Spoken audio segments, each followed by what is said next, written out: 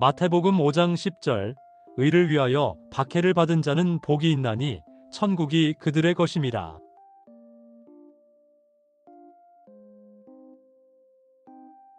산상수훈을 시작하자마자 예수님은 7 언약의 복을 통해 하나님의 말씀이 어떻게 구성되어 있는지와 그 말씀을 어떻게 이해해야 하는지의 기준을 설명하십니다. 특히 마태복음 5장 10절에서 12절을 통해 성도의 삶을 의미하는 광야 부분의 의를 다시 설명하시며 7 언약의 주제인 의를 강조하고 계십니다. 앞서 마태복음 5장 6절에서 말씀드렸듯이 7 언약을 이루는 모든 과정은 내 밖의 의를 내 안의 의로 이루어가는 과정입니다. 출애굽 과정을 통해 살펴보면 우리가 체휼하는 대부분의 내 안의 의는 광야 생활 중에 이루어진다고 할 수 있습니다. 그러니까 광야 기간은 공존할 수 없는 율법과 진리가 내 안에 함께하는 시기이기 때문에 끊임없는 갈등과 충돌이 발생합니다. 성경에서 미움, 고난, 시련, 환난, 핍박, 불시험, 전쟁과 같은 단어들이 나오는 구절은 모두 광야에서 의를 이루어가는 비진리와 진리의 충돌 과정을 설명하고 있는 것입니다.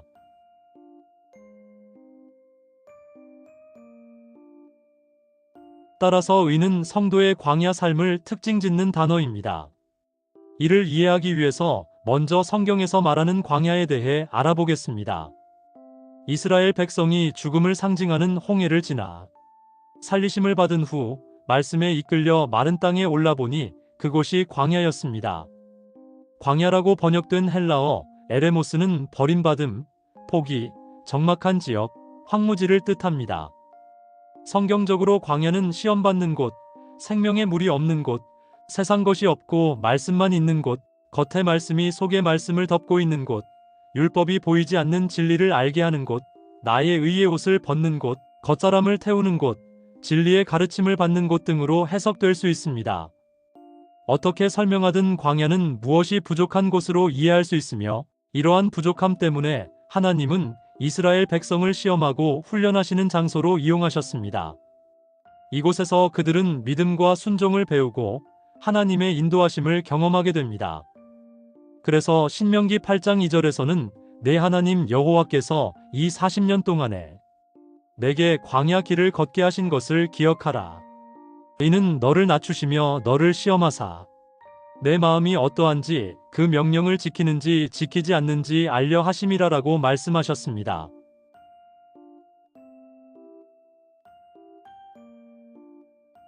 이 배움의 기간 동안 하나님이 사용하신 교재는 올바름, 공정함, 의로움이라는 DK이며 이를 통칭하여 의라고 합니다. 따라서 하나님의 의는 하나님의 올바름, 하나님의 공정함, 하나님의 의로움을 나타냅니다. 이 하나님의 의를 보이는 대로 알거나 율법으로 포장된 채로 알아 그 속의 진리를 모르고 있다면 그런 상태를 내 밖의 의라고 하고 위아래가 없이 하나로 가진 상태, 보이는 것을 통해 보이지 않는 것을 아는 상태 또는 보이지 않는 영과 진리로 아버지와 하나인 상태는 내 안의 의라고 합니다.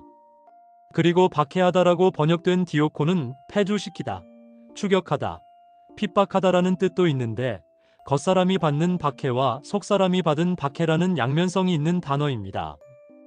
이 구절에서는 의에 속하여 받는 박해로 수동형으로 쓰였기 때문에 의의 추격을 받고 있는 상태입니다. 즉, 겉사람이 속사람을 박해하는 것이 아니라 그가 입을 열어 가르쳐 말씀하시는 그 말씀이 율법 덩어리인 나를 추격하고 있는 것입니다.